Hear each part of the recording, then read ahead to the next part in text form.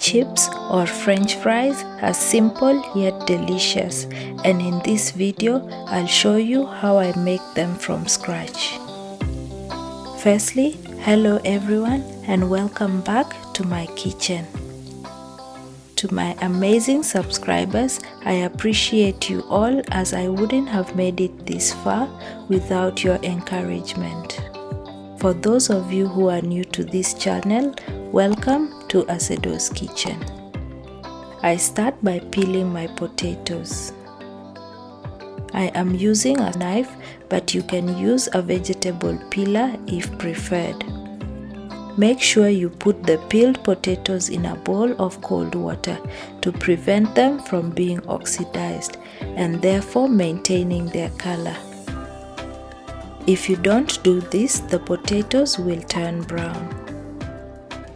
After peeling the potatoes, I rinse and drain them. Then I start cutting them. Feel free to use a chopping board to cut your potatoes. You can cut the potatoes into your desired size, but this is how I like mine.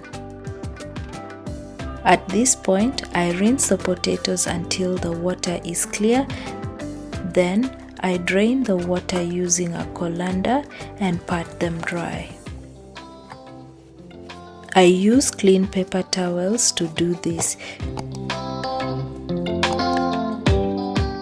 The potatoes are now ready to fry. I heat some oil in a deep frying pan and I gently drop the potatoes into the oil. Do this carefully to avoid getting burnt. I fry the chips until they are cooked and have a slight golden color. I moved the pan to the front on the large stove because the oil cooled down after adding the potatoes. Cook your fries in small batches. It is important that you don't overcrowd the pan. If you do, you risk having soggy or mashed up chips. Stir the chips occasionally so that the potatoes cook evenly. I like my chips slightly golden and not too crispy, so I remove them onto a paper towel lined plate to drain excess oil. If you like yours crispy, you can let them cook a little longer to crisp them up. Seasoning the chips while hot helps the seasoning stick onto the chips. I seasoned mine with salt. However, you can also use chicken salt or any other seasoning you like. Serve the chips with your favorite sauce. I served it with ketchup and sweet chili sauce. Kindly like and share this recipe, and if you're interested in more of my simple recipes, consider subscribing and hitting the notification bell so that you're amongst my notification squad. This is all I have for you today. Thanks for watching, and I'll meet you all in my next one. Mashed potatoes are underrated, but this staple can take your meal to the next level. In today's video, I will show you the simple steps I use to prepare simple, creamy mashed potatoes. Before I proceed, I'd like to say hello to all my viewers and subscribers.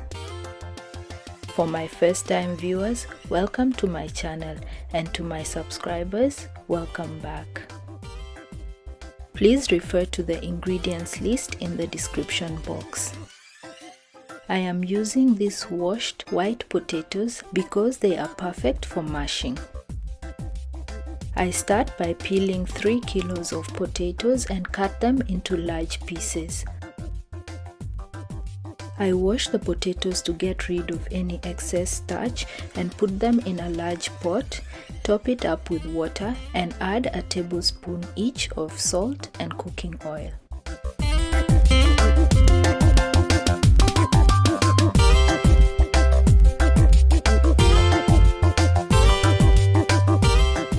I cover the pot and allow the potatoes to cook until they are softened. To check if the potatoes are ready, I take a fork and pierce through the potatoes, and if they easily break apart, then they are ready. Once the potatoes are cooked, I turn the stove off, drain the water and return the pot onto the stove. After draining the water from the potatoes, I start mashing the potatoes. When there's no more large pieces of potato, I turn the heat back on. Please ensure that it is on the lowest heat setting so that the mash does not burn. Then I add the butter, black pepper to taste and milk.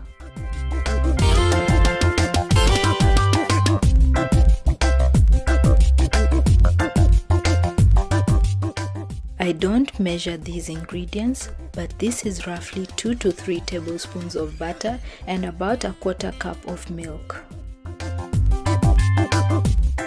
Adjust the milk according to the texture you want. I continue mashing the potatoes until everything is well combined and the mash has a smooth and creamy finish. How do you like your mashed potatoes? Do you like yours smooth or slightly textured? And what is the favorite thing you would like to eat your mashed potatoes with? Once you're happy with the texture, serve this with your favorite stew or steak with gravy. I served mine with lamb shank stew and I must say it was delicious. Please try out this recipe and let us know what you think in the comment section below. Kindly like and share this video to help push it in front of a larger audience. To follow more of my recipes, remember to subscribe and turn on your notification bell to get notified every time I post a new video. This is all I have for now. Thanks for watching and I'll see you all in my next video.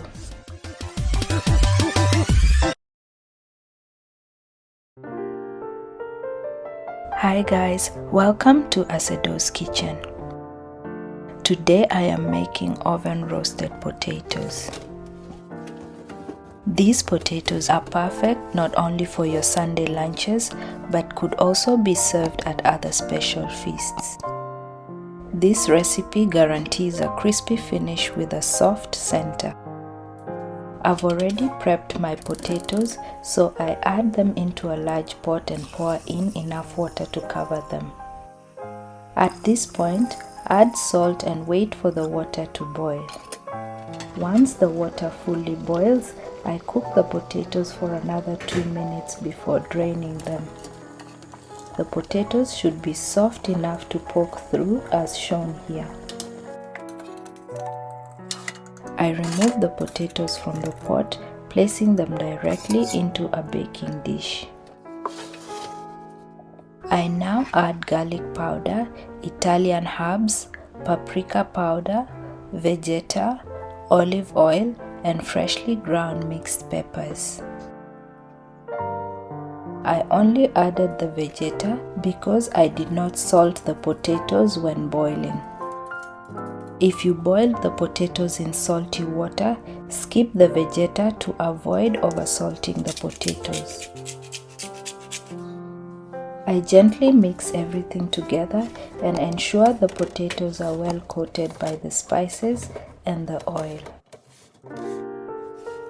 Spread the potatoes evenly on the baking dish so that they are all in a single layer and not overlapping.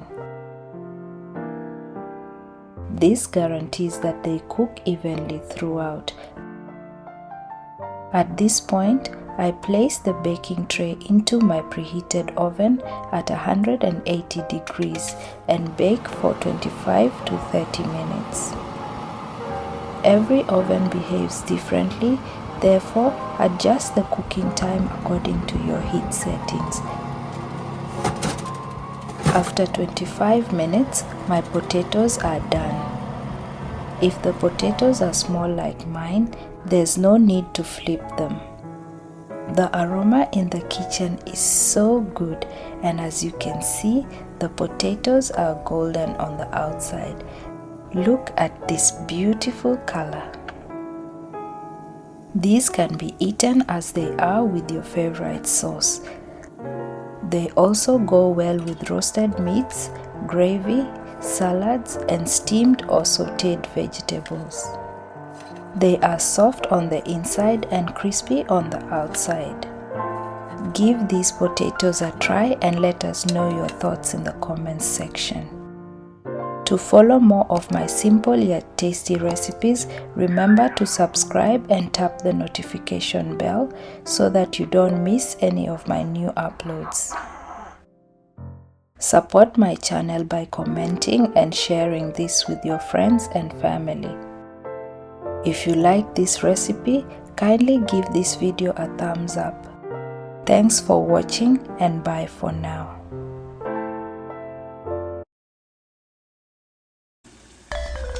Hi guys, welcome back to my channel, and for new viewers, you're most welcome. In today's video, I'm taking you back to my childhood. I'm making Kenyan Bajas, a popular Kenyan street food originating from Indian cuisine. This potato snack is coated with a mix of chickpea flour with spices and coriander. I prepped my potatoes beforehand, so I will go straight into making the batter. In a bowl, I'll add my dry ingredients into the chickpea flour. I am using turmeric, garam masala, black pepper and salt. I mix this and add water gradually while mixing to make a slightly thick batter.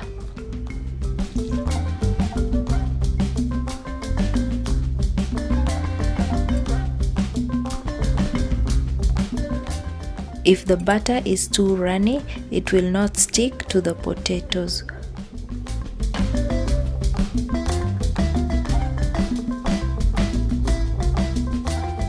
Once I'm happy with the batter's consistency, I add the coriander leaves. I used a few sprigs, but you can adjust this to your liking.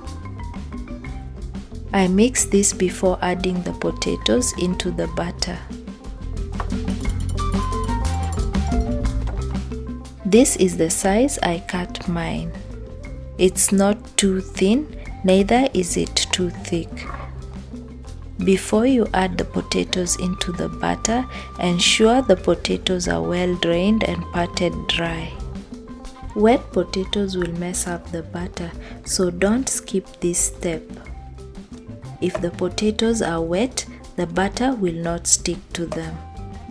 You can use a spatula to mix this, but I use my hands. Use clean hands to do this. Using hands may be messy, but it works better because you can separate any potatoes that stick together as I am doing here. If the potatoes stay in the batter for too long, the batter will start getting watery. The oil is ready, so I start frying right away. Be careful doing this to prevent the hot oil splashing back and avoid getting burnt. Use medium to high heat.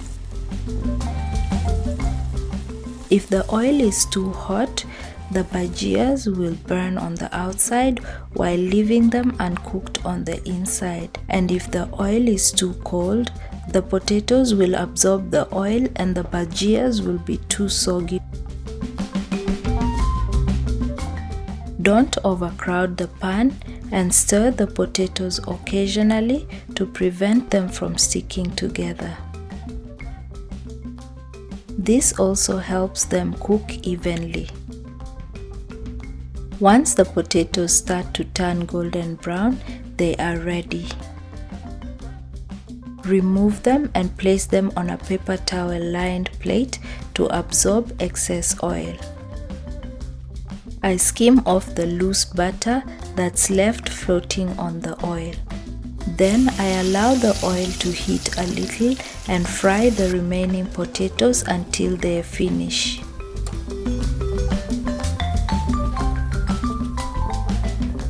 Once cooked, I add salt to taste.